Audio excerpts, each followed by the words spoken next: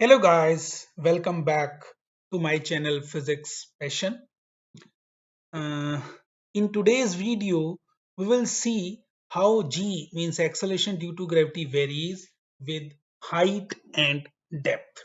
So to start with, in previous video also, I have derived this relation uh, for g.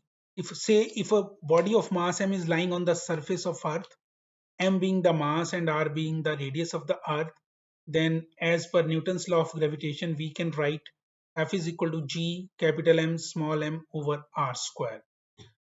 Also, F is equal to W equal to mg, weight of the body lying in the downward direction. So mg will be equal to gmm over R square. So from this equation, we can have acceleration due to gravity g is equal to gm over r square. Today we will see how this value of g varies if we move to a point which is at a height from the surface, and how it varies when we move to a point at a depth from the surface of Earth. So at the surface of Earth, value is g is equal to gm over r square. So we will see variation of g, how g varies with height and depth. For this, say this is the Earth with mass m, uh, and say now we are uh, with mass m and radius r.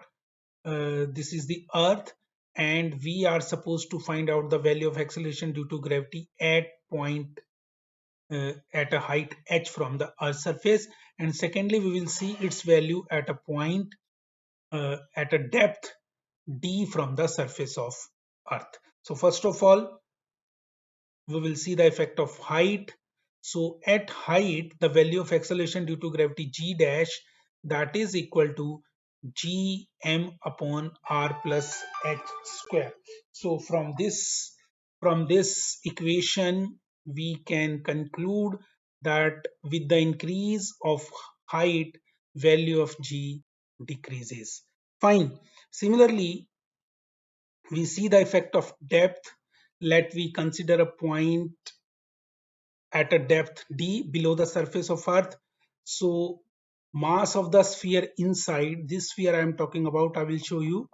Uh, this is the inner sphere.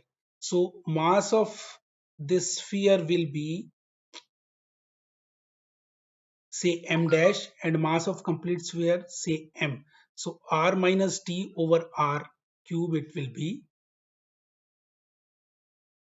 Okay, so g dash is equal to gm dash over r square, and finally we will reach with the value gm over r square into r minus d over r. So from the equation, it is again clear that g dash will also decrease with the increase in depth. So either we go at a height or we go at a depth, the value of g will decrease. It will have a value less than the value at the surface of Earth at height and even at the depth.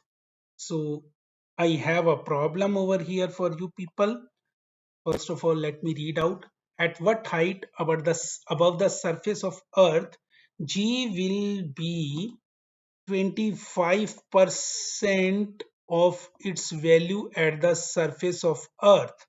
The radius of Earth is given to be 6400 kilometer, and G on the surface of Earth is in CGS 980 centimeter per second square. So we have to see the effect, take the formula with effect of height here. H we have to calculate, R is 6400 kilometer. G dash is given to be uh, G at a height above the surface of Earth. It is given to be 25% of its value at the surface of Earth. So if small g is the value at the surface of Earth, so g dash will be 25 upon 100 into g. Okay, or we can say g dash by g is equal to 25 by 100, 1 upon 4.